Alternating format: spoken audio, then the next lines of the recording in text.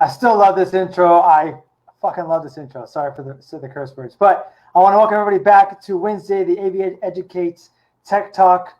AV Tech Talks. Oh, my brain's flustered right now, right? This is AV Educates, AV Tech Talks podcast edition with Omar Colom and Austin Jackson. So let me just tell you before we get involved here, this is going to be an awesome talk with Gigi or Glenn Gordon about rigging. We've had talks numerous times in the past already. I'm excited to bring him to you, to bring his knowledge, his experience, his military background. This is very dear to me because, you know, rigging is such an important and safe thing, and there's so many things that can go wrong. There's so many ways that I thought this could happen that not even just happen, but the way you kind of raise up in the industry or as a person. And we have a lot of similarities between our military history, our love for the AV industry, and our love for teaching. And I'm super honored to be introducing someone who's created not only just content for you guys to learn from about rigging in general, but also a mentality that's centered around safety pretty much, which is so important when it comes to rigging. So anyways, again, I'm talking a lot. Today's been a very crazy day. I want to bring in Austin Jackson. Real quick, we've had some problems between myself with the platform right now, and we've had some problems with the PC, so I'm sorry if there's any issues in that. We will adjust and work on moving forward. But real quick, I want to bring in Austin, the master of words, the master of wordplay, Austin Jackson.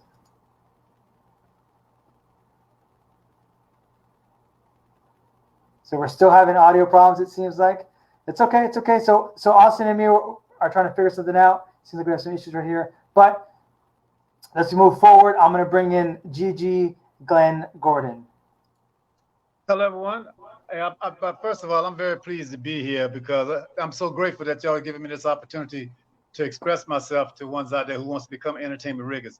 Because I'm telling you, this is a great industry to be in, and this is a fantastic skill to know. And I agree. So while we do some troubleshooting on our end, there's no audio. So apparently from Cody Kirkwood, he's saying there's no audio from us. So if you guys could just comment, are you not hearing me at all? Did you hear Gigi just speak right now? I want to make sure we're on this. So I'm seeing the feedback, guys. I'm hoping you hear us. So I'm getting multiple no audios.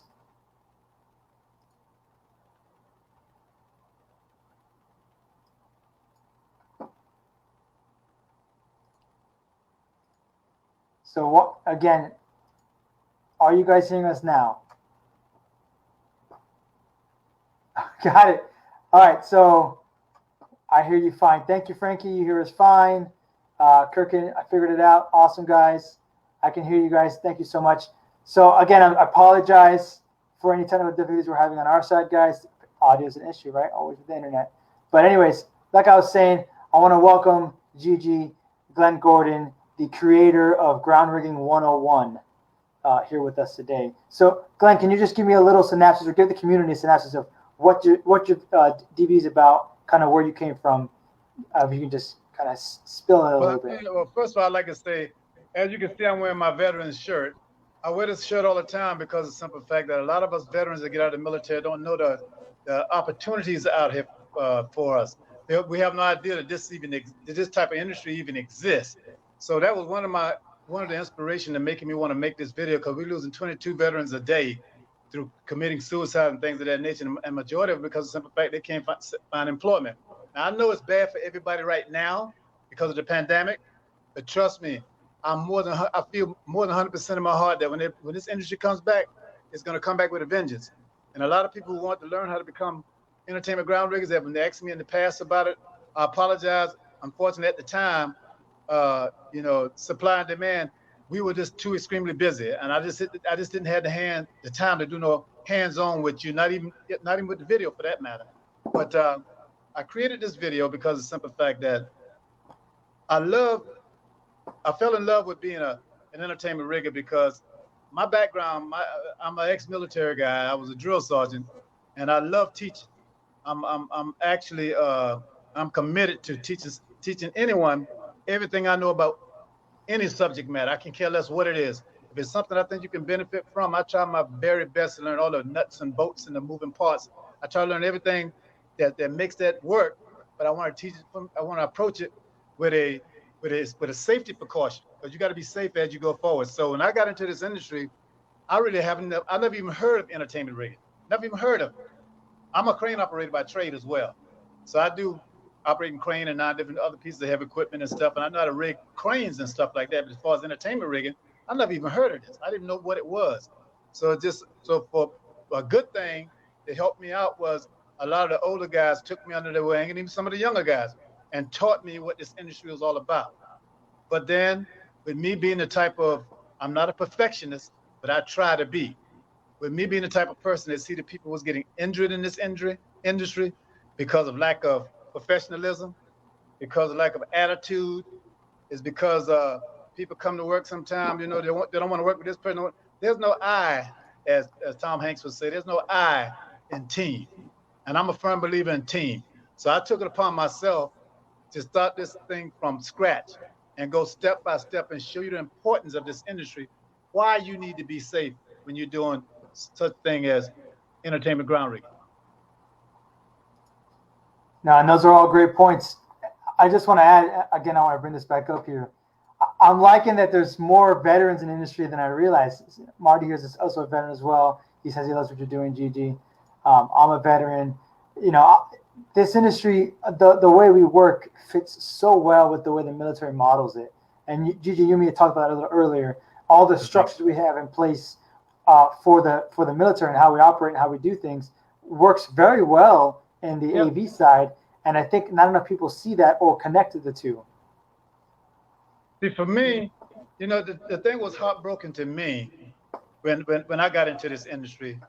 A lot of the people that was teaching me, they're very good at what they do. They're very good. And they taught me very well. I don't knock any of them. They taught me very well.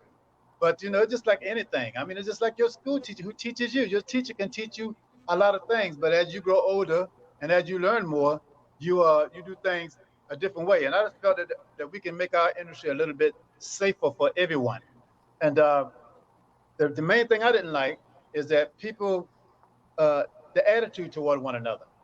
You're doing a dangerous job here. What you're doing not only can hurt yourself, and not only hurt the other rigger that you're working with, the uprigger, you can also hurt other people that are working around you.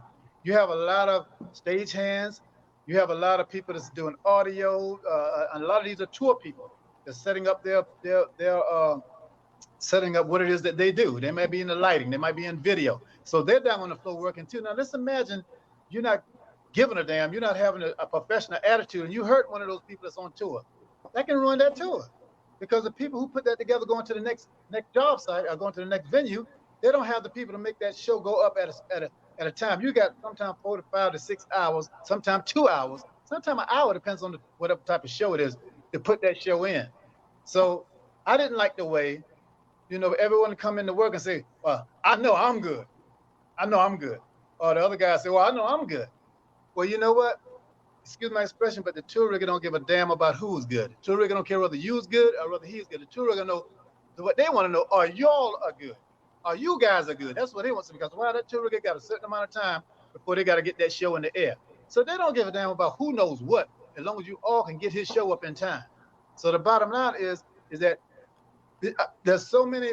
I believe that there's some great riggers out there. Now, don't get me wrong. There's some great riggers out there, and I love working with them. But some of them just don't know where their job starts and where it ends. Some of them wants to be tour riggers when they're a local rigger. Some of them want to be a lead rigger when they're up rigger or a ground rigger. You have to play your part, because playing your part make us as a team work on a professional level. But when you're trying to do other people's jobs, that's what makes it so dangerous. That's what makes rigging it such a hazard. You got people that build points and they go up in the air and they didn't build a point correctly, and the person on the floor, they don't like who you are, and they're not going to change your point, and they'll send it up to you just as the way you built it. Now it's got to be sent back in. Attitudes change. Personality changes. People let it in too quickly. Hurt people. Hurt equipment.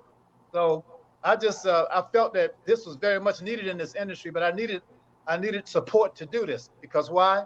Because in our industry, there were no platform that you could go to school and learn how to become an entertainment ground rigger. And to tell you the truth, I was firmly against, and to be honestly speaking, I still am firmly against. I'm firmly against sending people up in the air, pulling up a point when they don't even know what's happening on the ground yet. They don't even know how to build a point yet. And granted, I never pulled up a beam before because I have arthritis in my hips and my lower back, but it doesn't mean I wouldn't pull up up a beam if I could do it. But just because I can't do it, that still doesn't mean that I should just go ahead and just give an uprigger anything. No, because that uprigger relying on me to make sure I make his job as easy as possible. Because why? He's in a hazardous zone. He's 125 feet in the air, 130 feet in the air, 150 feet in the air, might be 40 feet. Regardless, he's over 5 feet off the ground. And he's looking for me to make certain that I give him what he needs or give her what she needs to make certain they don't make their job more difficult than what it is. That's the responsibility of a ground rigger. And you also responsible for everybody that's working on the floor around you as well. I like where we're in with this, especially in the fact that what we started off with with the military experience and the chain of command and the structures and how you apply this to rigging immediately in just the way you're talking about it. So I want to know a little bit more when you see a rigger in your mind, what is the path, right? So like in the military, we go to basic training, we learn MOS, and then we move up from there and we specialize. So what is the path for you that you see as if you want to be a rigger, and not just a rigger that does touring, that does corporate, or that does ballrooms, or that does whatever they do, but like an actual all-around good rigger? Where should these guys start, right? Obviously talking to you is one of them, but where should they start and then move up to next? Should they just go straight for the certification with ETCP? Should they just learn ground rigging? What is the best method in your mind for someone who wants to grow in this industry to become a rigger? Where should they begin with this mindset of, hey, start doing these things, start implementing these procedures, start building this knowledge, and then move there to the next place and then to the next place and keep building on that skill set? To me, I always like to use myself as an example. When I first got into this industry, as I stated earlier in this video, I had no idea what rigging is about, and entertainment ground rigging is. And I want to give a shout out to a friend of mine, Mr. William Medina out there, because that's a good brother. I met him back in the early 2000s when we was doing Bonnaroo, and I noticed he gave a shout out to me. So I'm glad to see you doing well, my brother. But at the same time, I also want to say that when I was learning what entertainment ground rigging was about, I didn't want to move right into it right away. So since I was a stagehand and a forklift operator, and then of course the company that I work with kind of moved me into a supervisory position because of my military background. Because if you paid attention when you was in the military, all these things that they're out here about trying to teach you about how to run a business and what business is like and how to take care of your personnel and how to work, you learn all that stuff when you're in the military. You learn that stuff when you're in the military if you paid attention. When I got out, I was a staff sergeant E6. I was a drill sergeant after 15 and a half years. So I knew how to be a supervisor. I knew how to be a leader of 25, 30, or 40 people or more. I had all those skills when I came to the company that I work with here in Atlanta. But what happened was that they wanted me to learn how to become a rigger, a ground rigger, because of the simple fact that they saw I had the potential in becoming a rigger because there was more income, to be honest with speaking. There's more income there, and they were looking out for me, and they wanted to try to make certain that I make as much income as possible. And I appreciate them for that. But what I did, I started off as a stagehand. So when you come out and you don't know anything about this industry, I recommend the very first thing you should do is to get your foot in the door. Become a stagehand. Come into this industry and become a stagehand. Because when these tour riggers come into a venue, they're going to be marking all these markings on the floor. They can be marking all these points and stuff on the floor. You can see people pulling points up. You can see people moving boxes of motors around. You can see chains hanging up in there. You can see all this stuff. So that's going to give you a general idea on what an entertainment rig is all about right there. When you see that, when you see them doing that, while you being a stagehand, you can be around that every day, and you can see that. And then kind of like ask questions. When you feel comfortable about some of the people on the floor that just actually a rigger, ask questions about why y'all do this or why you do that or what's that about or what's that about. Sometimes these people, when you're doing these shows, the good thing and the luxury with this, you can easily be cross-trained in an industry like this, like in the military. You can be easily cross-trained. When you're doing what you're doing as a stagehand and you caught up with that, ask that lead rigger, ask that rigger that's in charge locally. Can I go over to the rigging point over there? Can I go over there to the rigging station and help coil some steel? And you see, learning the right terminology is a good thing too. They'll teach you coil some steel, knuckle some shackle, doing these type of things. So you learn the basics and you learn the basic formula. Do all of that while you're still a stagehand. Because when you step into this as being as a rigger, trust me, you get a one shot at it. You come in here and you destroy it. You don't put your best foot forward. You don't know what you're doing. You may not get another opportunity because why? There's so many people out here wanting to become a rigger. And we have females in this industry that's just as good as males. I mean, we have some females in this industry very tough. I mean, they even go up top and pull. They'll go up top and pull. They'll work on the flow. They can be a lead. They can. So this industry does not discriminate. So you can be man or woman, and you can succeed in this industry as a rigger. But my recommendation is become that stagehand first if you don't feel comfortable going right to becoming a rigger. Now, you can go right to becoming a rigger if you have that much confidence. But if you don't, that doesn't mean that you should give it up. Be the stagehand and just be around it until you feel comfortable, and then you can move right into that position. But now, a lot of these places that you go, they're going to recommend that you be an up rigger as well as a down rigger. Now, in my case, like I said, I had unfortunate, because I'm a disabled veteran, I got arthritis and stuff. In my case, I only just had to be a ground rigger. In some place you go, you might don't have to be nothing but a ground rigger. But in a lot of places you go, you might be an up and a down rigger. But no one should be an up rigger not before you become a down rigger, because you don't want to be on the floor building stuff wrong, and then somebody upset with you and don't like you, and they send stuff up there the way you built it, screwed up. That's not a good sight. But yes, that'd be my recommendation. Start off as a stagehand, observe what's going on the floor, kind of mingle with the riggers that's doing the job whenever you can. Get them to let you come over to the box, kind of feel the steel out, get the feel for what's going on and everything. And of course, buy yourself Ground Rigger 101. You need to buy you one of these, because I made this step by step. This is a twin video in here. Each one of them is an hour piece. I made it step by step. And I put it on a DVD so you can rewind it. You can go back and you can look at it at your own leisure, in your own time, in your own space. So a lot of this stuff, when you get ready to come to the venue to want to be a rigger, my recommendation is let that local rigger know I'm willing to come in here on my off time and show you that I've been learning about what y'all do here as a rigger and everything like that. And I appreciate you giving me an opportunity to come out here and just to show you what I know. Because why? Because there's no school for teaching this right now. The only school is groundrigger101.com. This is your school right here. And all these tool riggers on here, front and back, all of these are tool riggers who support my effort for what it is that I'm doing. Some of them even was gracious enough to where they even got my videos. They even have their children learning this. They got their sons and daughters learn how to become entertainment ground riggers from my video. And I'm humbly grateful for that. We covered a lot here, and I particularly liked the one part, and I want to bring up some of these comments that people were saying here. So Chris Brown had said, and I brought this up earlier, I want to bring it up again. It's all about how you treat your people, right? Chris Brown had said that. And it's so true. Like, yes, there's skill sets that are involved in this, and there's skills you need to learn and have. But also the way you act is going to do that. And I think, and correct me if I'm wrong, Gigi, if I come to you and I say, hey, I want to volunteer my time to do stuff, I want to help you do things. I want to, and I come to you as to shadow you, like Austin was saying.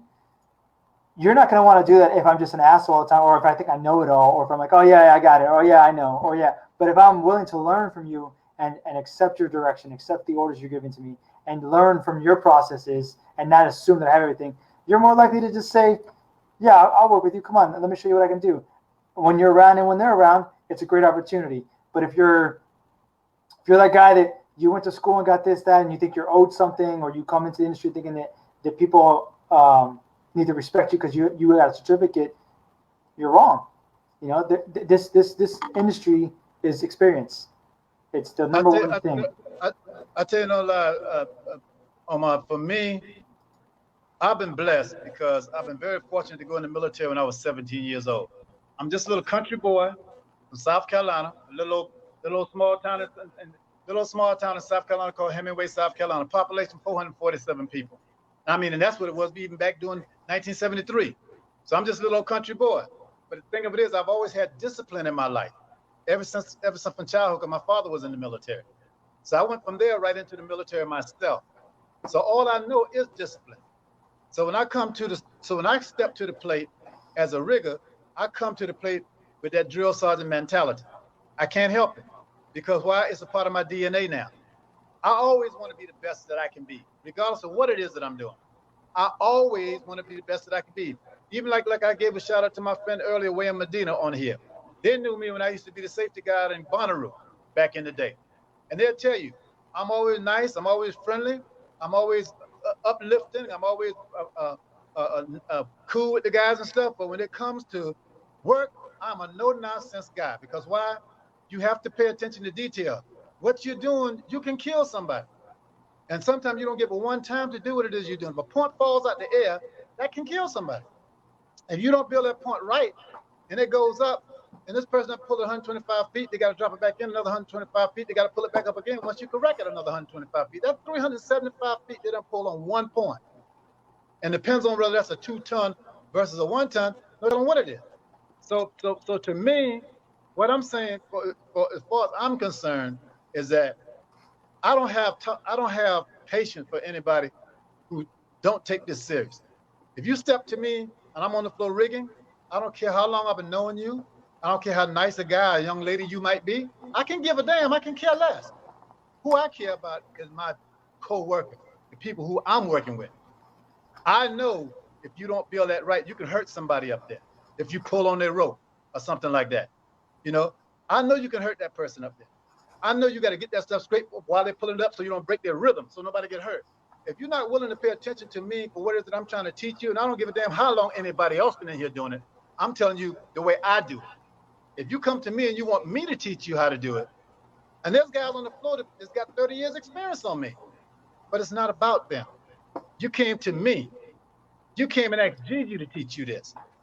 And like as I said, everything I do when it comes to my job, I always approach it with my drill sergeant mentality. Because why? In my mind, I'm always looking up for my co-worker. I know I'm not going to hurt myself. At least I'm not going to try to hurt myself anyway. So it's not about me. I'm always vigilant. I'm always observing things. Because why? I don't want to hurt my co-worker. And I don't want to hurt the other people working around me. If you keep that kind of discipline, I promise you, you'll never be a great rigger because there's no such thing as a great rigger. You'll never be a professional rigger because there's no such thing as a professional rigger. But you will be a damn good rigger.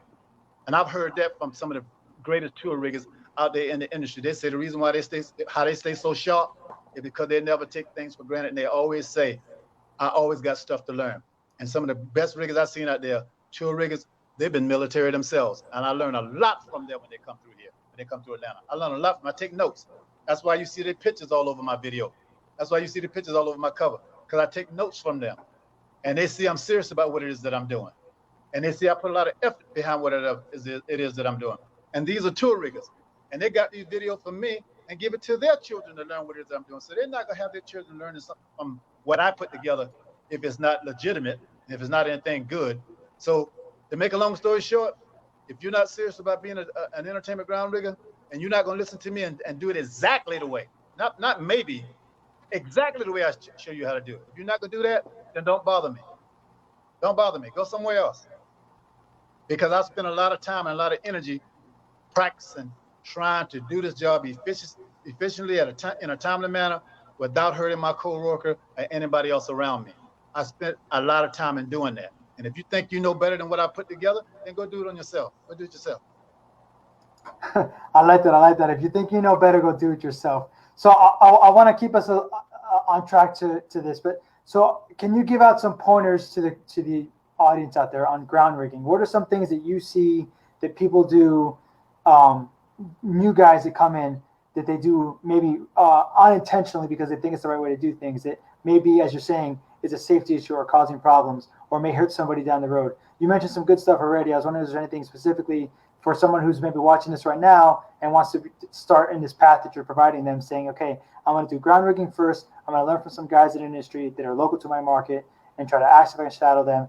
What are some key things that you could give to them, just knowledge-wise and verbally at least, saying, if you're going to do ground rigging, here's some things to look out for off the bat, and remember these key things down the road, because these are always fundamentals that if you can remember these, it'll always keep your team safe, yourself safe, and your team safe. Is there anything like that you can give to us? I would say the very first thing you need to do is observe the people that you're working with and see who's the most people who's working the most safely. Because it's about working safe. That's the key thing. If you want to become a rigger, an entertainment ground rigger, which you may eventually graduate to be an up rigger as well, you'll never make it in this industry as a rigger if you don't come into this industry as being humble. Because if you don't come in this industry as being humble, you can pick up a lot of bad habits. That I can promise you. I can promise you. Because people are going to tell you Oh, you don't have to do this. You ain't got to worry about that. No, don't pay that no attention. What you do, you're going to be responsible for. See, and that's the other thing. Admit it when you make a mistake. That's the other problem that people don't take in this industry, and especially in the rigging, to my opinion. If you build a point wrong, admit it that you built a point wrong, because nobody's perfect. If you don't know how that point needs to be built, just don't go over there and start grabbing stuff and building a point, and you don't know how it needs to be built. Find somebody and tell them, say, I never built a point like this before. Can you tell me how this should be built? Don't be afraid to ask. The most stupidest question is the one that's not asked. You need to always ask questions. Just don't assume this is the way something needs to be done. If you're not for certain, if you don't know for a fact that's the way it needs to be built, find you somebody on that flow that can tell you, teach you how to build that point right before you send it up to an uprigger. Remember, they're pulling 30 feet, 40 feet, 100 feet, 150 feet, maybe 200 feet, depends on what side venue that they're in. Do not make them pull that point twice. Don't make them pull it twice. Always humble yourself. Always humble yourself. Always pay attention. I don't care if you have an attitude about what something happened to you before you came to the job site. Leave that out the door. Don't bring that into the venue or wherever you might be working, outside or wherever. Don't bring that to the job site.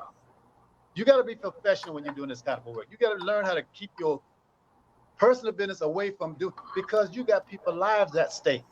That's above you and working around you while you're doing what you're doing.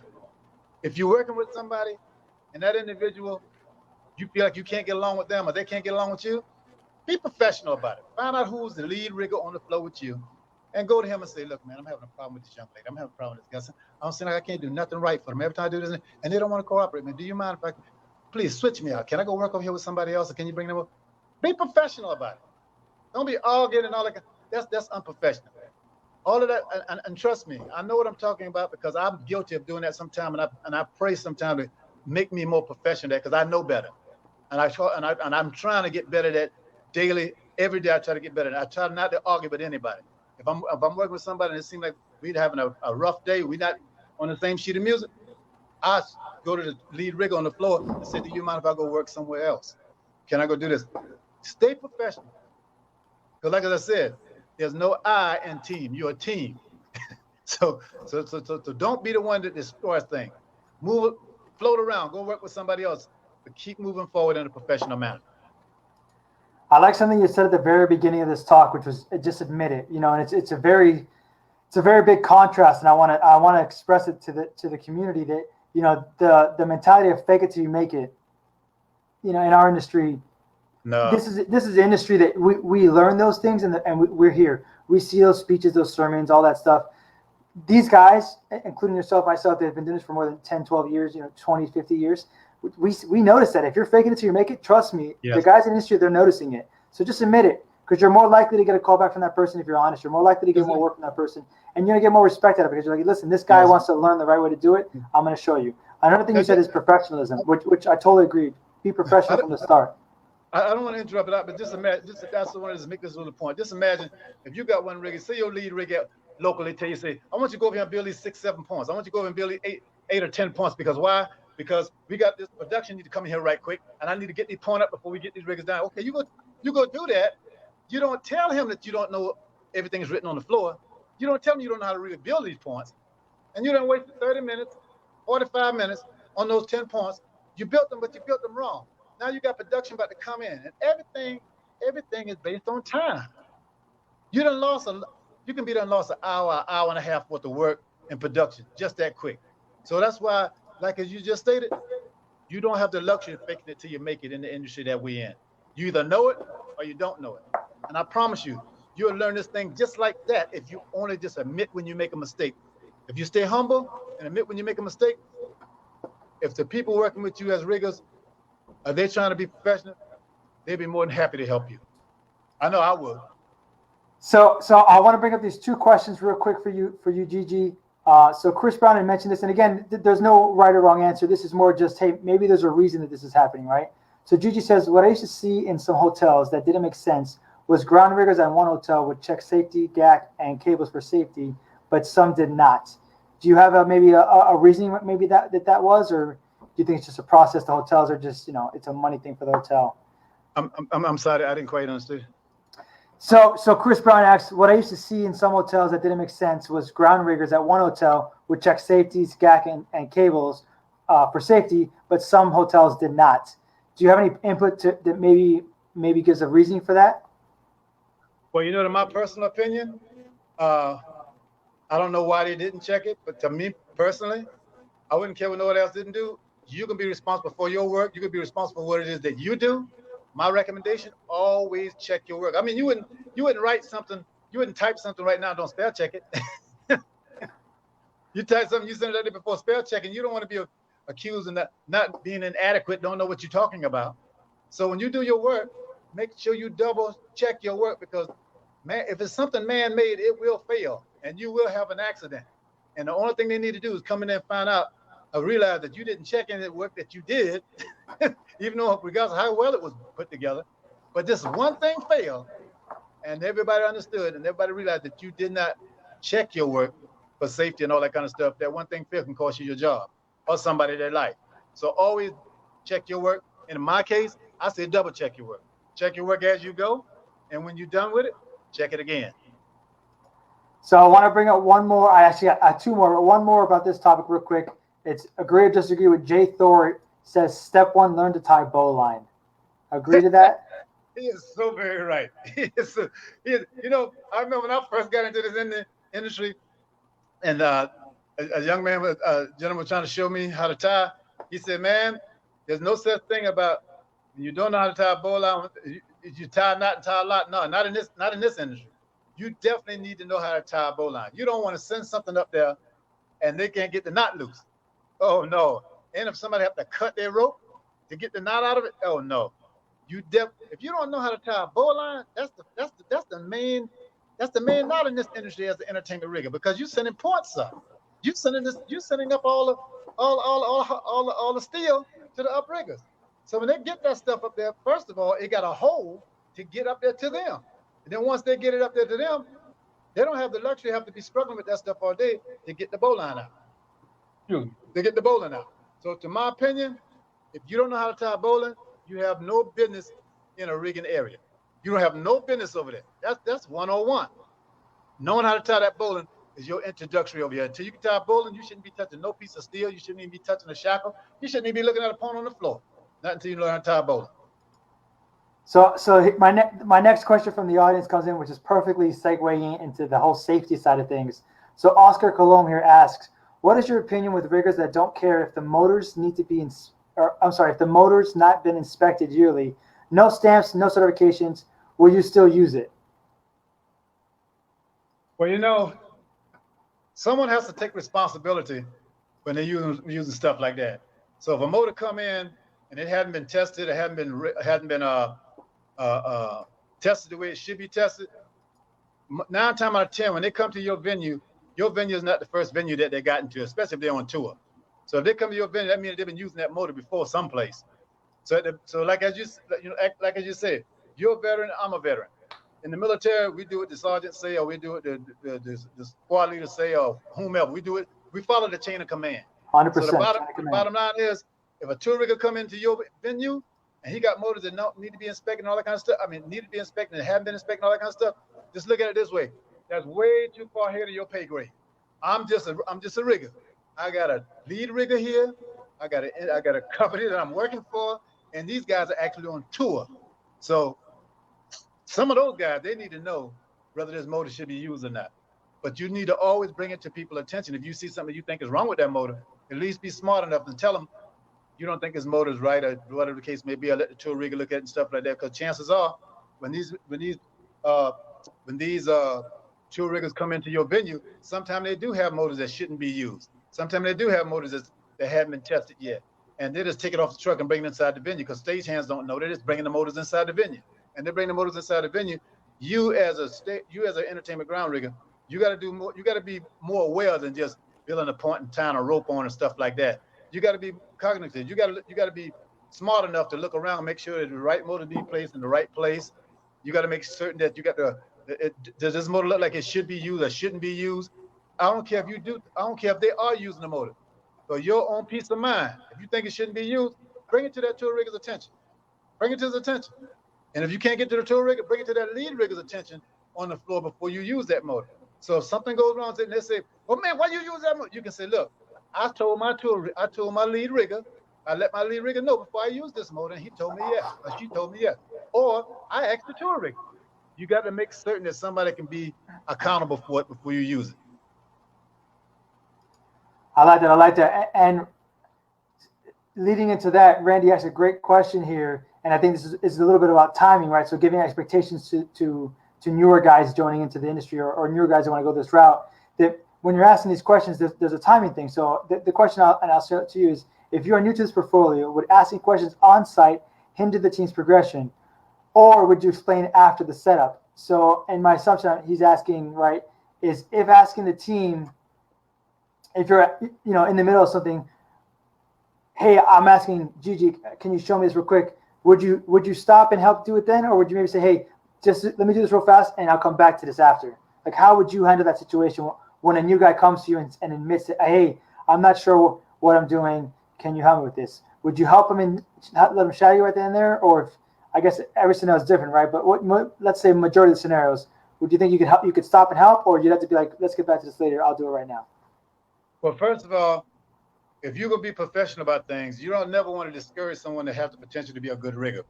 Because we need because I'm telling you right now, when our industry come back, I believe in my heart of hearts, our industry going to come back with a vengeance. And we need professional people. We need people that's willing to come into this industry and give it their best and give it their all in all and be professional about it. Because a lot of people, unfortunately, have taken their lives, have committed suicide after this pandemic that came about. Some people have retired. Some people have found other things to do, and they may not be able to come back into this industry once our industry comes back. So my thing would be, if someone was to come to me and I'm busy doing something, I would be actually great. I would be friendly enough and humble enough to say, look, excuse me, I'm really busy right now. I'm right in the middle of something. I can't help you right now. I would try to find somebody else. I try to glance around the floor and try to find somebody I think they might can help them out if they can. And if not, I'll tell them, look here, let me take care of this right quick, and I'll be right there. But never ever stop what you're doing and go run and help somebody. Don't never ever do that, because why? You got people up there at the top of you sitting on a beam. Those people in the air should be your priority.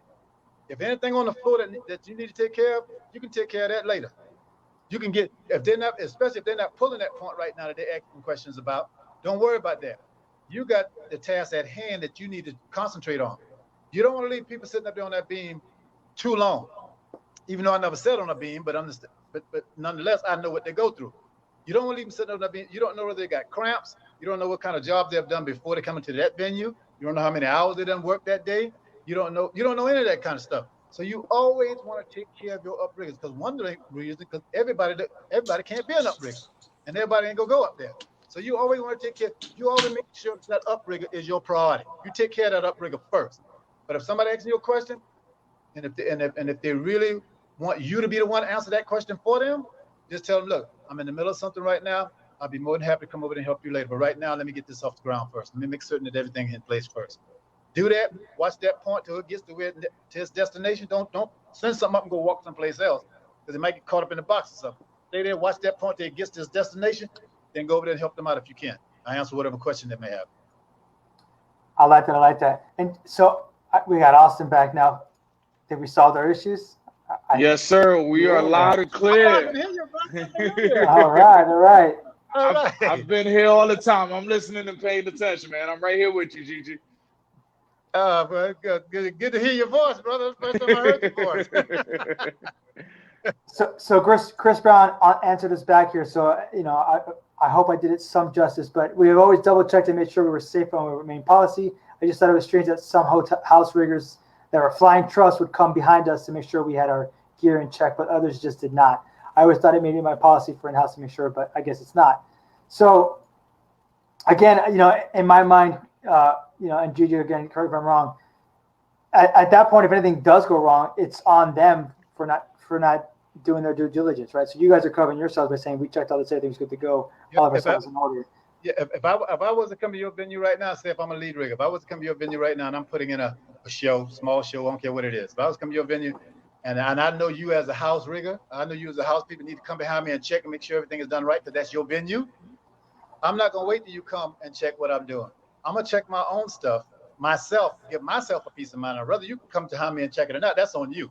But I want to make certain that my people who work with me, and I want to make certain that some people in that venue who belongs to that venue, they see me checking my work. They know I have checked my work, because you can't always follow things by the book. You got to look after yourself. Whatever you do, you're responsible for it. You got to take responsibility for what you do. I don't care what anybody else does. Take responsibility for what you do. Check your work as you go and check it after you get done. Agree 100%. Yeah. See why?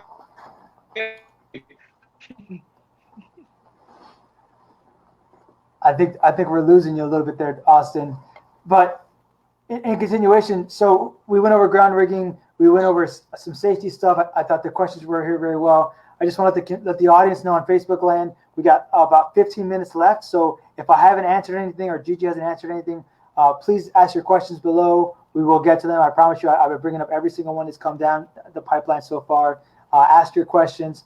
I want to ask you, Gigi, when it comes to the uprigging side, what are some of the most important things guys need to know when they're uprigging? And not even just the guys that are uprigging, but the guys on the ground. What do you need to look out for? What do you need to be aware of? Situational awareness is huge, not just for yourself as a rigger, but for the people that are going to be involved, and not just for the crew, for the audience that's going to be at these venues as well. These are things you got to think about when you're doing these things. So what are some mistakes that people make, or they could avoid if they just had some patience and they did some due diligence on their end? Well, like you said, like safety, I always go back to safety. Safety is the biggest thing for me. I mean, sometimes a show might go in a little slower than what it should go, because sometimes that also depends on the quality of the rigger that you got, and it also depends on whether that's a beginner or somebody's well seasoned. But I don't care whether I don't care if that's a beginner or someone's well seasoned or not. Just because you may have a few well seasoned riggers can come here and put this thing in here in about 2 hours or 3 hours, and then you got someone that not quite as seasoned, may come in here and spend 4.5 hours putting it in. At the end of the day, the thing you should appreciate is the fact that you know that they're giving you their very best, first of all. They're giving you their best. And second of all, well, first of all, they're being safe. I'll put it like that. Let me reverse that. First of all, they're being extremely safe. Then second of all, they're giving you their very best. That should be appreciated. Sometimes we have a tendency in our industry to say, oh, man, we got these guys here, man. They ain't like, man, we put this thing in last week, man. We put this thing in like in 4 hours, man. And now today, like, we've been working 5.5 hours. We still trying to do. Well, you have to look at the quality of the people that you have. You have to understand that you may have more females on this rig call than you had last time, and not knocking the females, none at all. Now, don't get me wrong, because you have some young men out there, some of these females just as strong as these young men. But I am saying sometimes you may have more females on this call. But now the females can do this job just as good as any male. As I told you earlier, this business does not discriminate. These women can do this work just as good as the men. Some of them can do it even better than the men. But nonetheless, look at the quality of the people that you have. Sometimes you're not going to put that show in as quick and everything. So what it means, that means that you as a professional, you have to learn how to be patient. You have to learn how to be patient. And then you have to learn how to work with that person. Then you have to learn how to keep your eye on that person. Sometimes guys on the floor is a little bit more expensive than people up in the air. Sometimes you got to move along. You got to move along, and that'll get the person up in the air and incentive to move with you. But you're not going to get them to do that unless you talk to them in a professional way, in a humble way. They'll work with you. But you can't just expect people to fly across those beams up there just like that when they're not as well seasoned as some of these other riggers are. But they'll give you their best. That's the thing you have to always look at when you're in this business as a rigger. You're not only looking after yourself. You're looking after that uprigger. Without that uprigger, there's no need for a ground rigger. They don't even need a ground rigger. So if you don't have an uprigger, there's no need for a ground rigger. But you got to take care of that uprigger. And you're also responsible for everybody who's working around you, and also responsible for all equipment on the floor. So you got to be very vigilant. It's not time for you to be holding no conversation. If you can't work and talk at the same time, you need to shut your mouth and stay focused on what you're doing. But you got too much going on around you to not to be focused. You got to pay attention to the task at hand. 100%. So Randy Regis has a question here. Within your team, do you have safety wardens with CPR experiences, etc., or would this be recommended as a personal asset in case of emergency? Well, I've been on, most of the job sites I'm on, most of they have, they have some paramedics there, they have EMSs and stuff there. But there's no doubt in my mind, like me and myself and a lot of tour riggers that come in, if you've been military, I feel like you know something about CPR. I just feel like you do. Even though we're not designated as a person that knows about CPR, we haven't been designated to do that. But I do believe when you have a lot of people that actually been in the military, we learned something about CPR. And every job site that I've ever been on, we always have had EMS. We have always had EMT. We have always had a first aid there. So if anybody was to ever get hurt, there's no problem about someone to be able to be well taken care of from a medic standpoint. 100%. I absolutely Awesome. love the fact that you're speaking about safety and being so crucial about it, because one of the things that we see in the industry is riggers are out there walking on the beam with no safety harness or anything of the sort, and God forbid someone was to fall or something. Not only are they putting their lives in danger, but also the people who's on the floor below them. You're so very right. See, and that's what I'm saying. I stress the point. A lot of people know, when I was a drill sergeant, all that kind of stuff, I don't have nothing to prove to nobody. I mean, I walked 20 miles to a range. I walked 20 miles to a rifle range. I carried my rucksack and I carried my female soldier rucksack when she couldn't carry it. I run 7-8 miles a day in some of these cases and stuff. I work in the ring. Who cares? Who cares about that? That means nothing if you can't work as a team. Yes, sir. Because you're only as strong as your weakest link. This is not about just you. I don't like working with nobody coming here with that me attitude. If anybody comes to me and want to tell me how professional they are, they want to come to me and tell me how great they are, I make a mental note in my head. You somebody I don't want to work with. I don't want to work with. Because why? Because I know at the end of the day, you're not focusing on what we're doing. You're only focusing on what you are doing. And when I need your help over here, as far as you're concerned, well, I got mine. I done what I'm supposed to do. I did this. The job is not finished until we are finished. Yes, sir. And I do. And I'm telling you, I got friends like that.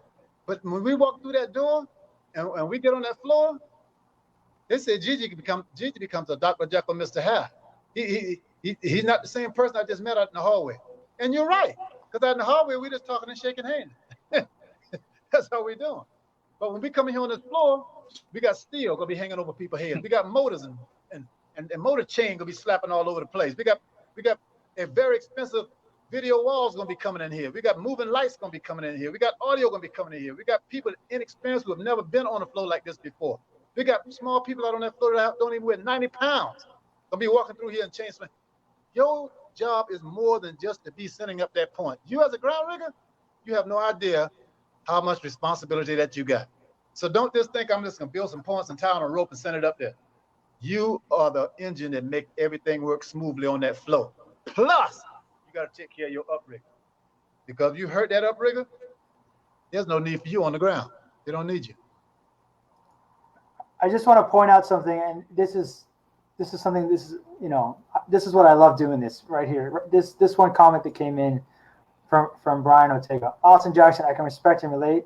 I got too comfortable with climbing steel. I wouldn't be clipped in. I checked myself.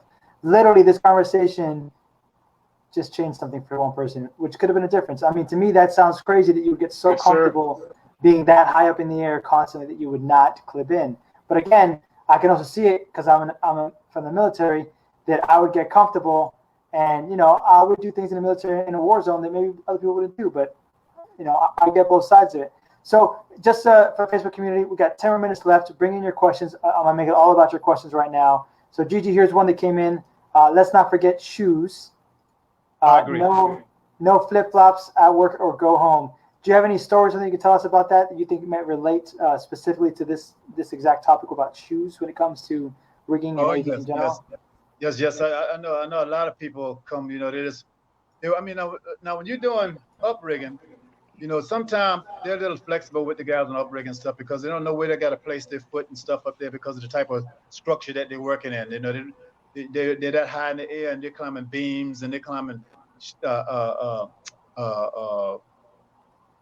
truss and stuff like that. So those certain shoes don't fit as well in those type of areas. But at the same time, though, shoes is not as big a problem for them in the air than it is for the rigger on the floor, because the rigger on the floor, he's going to be dropping shackles, he could be dropping the point, he may be dropping deck chain or anything like that, and that stuff is very heavy. If it hits your foot, you can be in a world of hurt. So if you don't have steel, it's not mandatory that you got to have steel toe shoes, not to my knowledge. It's not mandatory, but you should have yourself a very good pair of shoes to where, you know, if that shackle doesn't hit your foot, it's going to really give you problems. That's deck chain or something you might drop on your foot, because some of that stuff is very heavy. If you drop something like a 3/4 inch shackle on your foot, stuff like that, some of that stuff can be, you know, can do some damage to you. To me, when you go to my website, you can see that we have some. We've been changing several different times. When we try to put a little basic kit together that try to let people be, you know, how to get people safe and stuff like that when you approach this injury. Because if you're going to come here and be a ground rigger, you need to learn the right way to start with. And in my case, I recommend you don't have to have it, because there's no law say you got to have it, no policy say you got to have it. But the thing of it is, you got to look at the simple fact you're an independent contractor in a lot of cases, in the most part, you're an independent contractor. If you get hurt, you ain't got no income coming in. So, to my opinion, you want to take as best care of yourself as possible, as far as I'm concerned. At least that's what I want to do. You know, that's why we put our kit together. We put a back support together. We had hard hat, we had safety glass, we had glove, we had knee pad. We told you about the shoes and stuff, because we want you to come out there looking professional and come out in one piece and go home in one piece. That's what we wanted to do. But then again, this pandemic hit, and of course, I know a lot of people are hard up on money right now, and I understand that it doesn't work. So that's why we say, if you want to get started, this product right here, you can get this product from me if you order it directly from me. But if you go to my website, I got it set up there at least as a small kit. We can't just give you just this video and that's it, because we feel like we'd be doing you a disservice. We don't give you other stuff that we feel like you really need to be in this industry to take care of yourself. That's just the way we feel. So we got one from Frank Torres. Mathematics is very important, vectors, etc. There was one I saw. Yeah. I'll say mathematics is important and stuff, but that also go along with your job description. What is your job description? Are you the lead rigger? Are you the tool rigger? Are you on the mark on the floor? Or are you the one who just reading the rig point and building the rig point from what you see on the floor? See, that's what I'm saying. You gotta play your part. You can't be the wheel and the driver of the horses and be the horse itself. You got to be one or the other. But see, when you put them all together, you got a team. You got a wheel and a roll. You got a horse to take you where you want to go, and you got the reins so you can guide yourself. But you can't beat them all. You got to figure out what is your job, what you're being hired to do. Focus on what you're being hired to do, and do that and do it well. And if you are working with somebody as a team and they did something wrong, and you think you can help correct them, you think you can do something that can help them out, then volunteer, offer your advice and stuff. If they help them out, fine. If they take your advice, if not, well, at least you tried. But the biggest problem we got in the rigging industry, everybody want to be a me.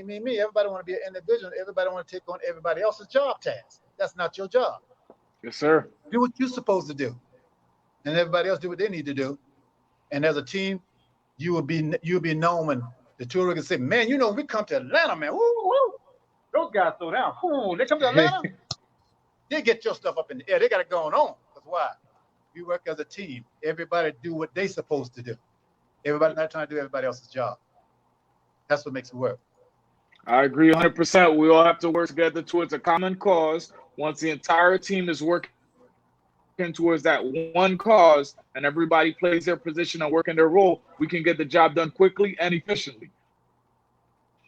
So they said Shaq had went out and he was playing Kobe's, but they had put me to win the championships that they did. Everybody has to learn to play their position. As long as you're playing your part, you are strong. You are super strong. But if everybody's double up on, I mean, here we're on a basketball court and we guiding people. Every time I show up and do a double team, the man, he's free. He go to the goal every time. You know, stick with your man. I stick with mine. You know what I'm saying? But that's how you play the game. Yes, sir. So for me, I like to use these little basic basic common sense stuff, because I think I try to use terms that everybody can relate to. Because that's how it was. My biggest problem with guys and young ladies who come in the military when I was training them as a drill sergeant, I could not get those teachers and those college degree people coming in the military to do what I asked them to do. Every time they get that smart book, they don't read what is there, they read into what is there. No, don't add stuff. Don't read into what's there. Read exactly what is there.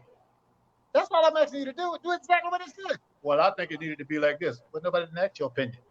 We asked you to do what we asked you to do. Because why? This is not about you. I got 60 or 70 people over here got to make a left face when I say left face. I got 60 or 70 people, or 40 or 30 people, or 25 people. When I say parade rest, they got to go parade rest. I don't need nobody doing what they want to do. I need everybody doing what I tell them to do. So, Gigi, I got one more for you. I think it's a great way to close out. From Randy, how to deal with the development of new machinery when it comes to retraining and educating yourself, especially when things are changing so sudden. I'll add part of that answer, right? I'm going to shamelessly plug AV Educate is going to be there to help you guys consistently. I also want to say, Gigi, you want to show that DVD again right now? I think this is a great time to say, there's a DVD out there for riggers if you guys want to learn some stuff. Oh, yeah. This DVD right here, I spent a lot of time on this DVD doing everything step by step. The reason being, because like I said, this business does not discriminate. Young ladies can learn this business just as good as the males can. But nonetheless, I did this video on a fifth to sixth grade level. Everything is step by step. It's not that I'm trying to dumb it down for you. The reason why I did it that way is I want everybody to go ahead and learn this stuff and get it as quickly as possible and know what it needs to be done. I don't want you to spend all the time trying to learn what's on the video. I want you to learn what's here right quick, and you can get there and start making yourself some money. Now on the inside, this is a twin DVD. Like I said, it's a twin DVD. This DVD, each one of them is an hour long. You can do it in your home. You can run it back and forth whenever you want and look at whatever you want. I figured you have something like this that you can look at in the comfort of your own home. It'll give you a chance to get your own creative mind, get your own creative juices together, and do it just so when you come on the floor, you'll come on the floor with some confidence. Regardless of how professional, regardless of how long these guys have been doing it, it ain't about how long they've been doing it. It's about what you learn on this video. I promise you, if you learn what's on this video, you won't have no problem getting a job as an entertainment ground rigger once our industry come back. And a matter of fact, if you learn what's on this video and you still telling me that you don't learn enough off of this video to get your job, then you don't need to be in this industry in the first place. You need to be if you want to be in this industry at all, then you need to be at least a stagehand. So Gigi, real quick, we're a minute out to the session's over. Is there a final word you want to give to the audience out there? Obviously this was a very powerful talk. Clearly, my understanding of rigging was wrong. It's more about safety than anything else. It's not just about the math and not just about it's about the team, but it's also about the safety and how we do things in this industry. It is much, much more important, and it needs to be the forefront and the center in your mind when you're wanting to do rigging. Is safety, safety, safety. It's been echoed in the comments. It's been echoed by you repeatedly the entire night. For anybody joining here who maybe came in last minute, honestly, if you're going to start doing this, think about safety off the bat. And it seems like most riggers can agree that if you come to them with an honest attitude and you have safety in mind first, you're more likely to not only be able to shadow somebody but get work. But again, I'm talking too much. Gigi, any last word for the community out there before we close it for the night? I'd like to go back and say, always humble yourself. If you humble yourself, anybody I'll be willing to reach out and help you. And if you find something, you humble yourself, and nobody don't want to help you, don't fly off the handle about it. Go find somebody who will. That's all you got to do. Just go find somebody else who will. But I strongly say, always humble yourself, and don't never ever walk into that venue with an attitude. If you got an attitude, do not. If you got an attitude and you can't work that day with that attitude, you don't need to be on that job site that day. You don't need to be there. Because I don't care what it is. You don't need to be there. Even if you got a family problem, you don't need to be there. And everybody have family problems sometimes. You do not need to be there because everybody up in those ceilings are relying on you guys on the ground to take care of them. They rely on you to take care of them.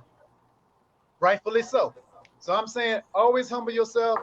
Never come to the job site with an attitude, and always be willing to learn, and never ever think you don't know so much that nobody can't tell you anything, and never think of yourself as an individual in this industry as a rigger.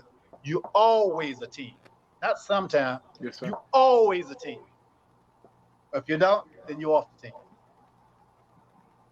Love it. So Gigi, once again, thank you so much for being here with us. Thank you for the insights and the knowledge from a professional rigger out there in the industry who's been doing this for years and who's, is willing to educate and teach everybody. I want to, again, thank you for being here with us so much. And I hope we can bring you back in a future time when the industry is more thriving to hear about how the DVD is done, how many mentors you've gotten since then. And again, honestly, I can't thank you enough. This was very insightful for me. My understanding of rigging was not correct, and I need to approach these things differently now when I communicate with the teams that are in these departments. Honestly, I was thinking about math and just my crew, and not the safety and hold and the magnitude of it because I didn't know. And thankfully, because of our talks, now I do. So again, thank you for being here so much. I appreciate y'all gentlemen giving me this opportunity, giving me this platform to speak on because I love this with a passion, just like it was when I was in the military. I love it with a passion. I always look at my soldiers. They come first. They help welfare come first. And this industry is no different. I just bought it from over there to over here. It's no different. My coworker always come first. If I can't do it like that, I won't show up on the job site that day. I'd rather not be there. Sure. 100%. So again, Gigi, I want to thank you so much. I'm gonna let you go. I know you got things to do. Austin will close this out, and I hope we can bring you back in the future. Thank you, gentlemen. Y'all have a great night. You too, Gigi. All right, take it easy. Austin, my man.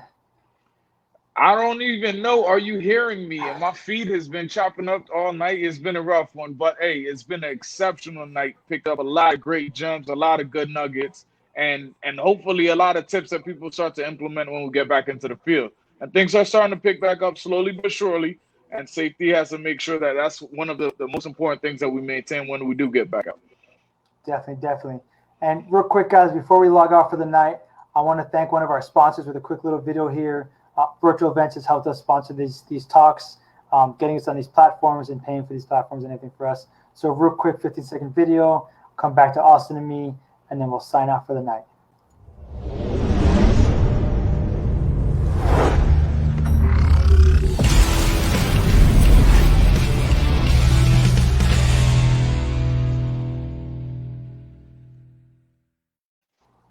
That's it. That was super short. I didn't make that one, by the way, and I'm jealous because that one's really good. I made the intro, but not this one. But anyways, Austin, I would love to have you close out the session again, as always, with an impactful last word for the audience and the community out there. Will you give us the honor of doing that? Do you feel confident that the setup we have now will work? I heard you for a second. I know you're frozen right now. Here you go. I see you again. All right. Yeah, I'm back. Can you hear me? I hear you. Yes, sir.